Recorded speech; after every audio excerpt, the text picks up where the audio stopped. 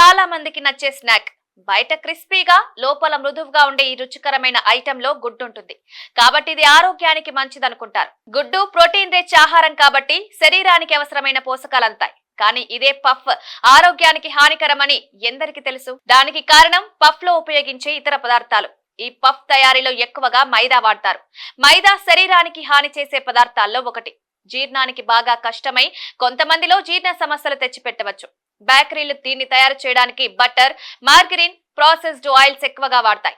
శరీరంలో ఇవి కొలెస్ట్రాల్ పెంచి గుండె సంబంధిత సమస్యలు తలెత్తేలా చేయవచ్చు. పఫ్ ను తయారు చేసే విధానంలోనూ సమస్య ఉంది. ఎక్కువ వేడిలో వేయించిన ఈ పఫ్ ఫ్లేకీ టెక్చర్స్ కోసం ట్రాన్స్ ఫ్యాట్ ఎక్కువగా వాడతారు. ఇవి ఆరోగ్యానికి హానికరం.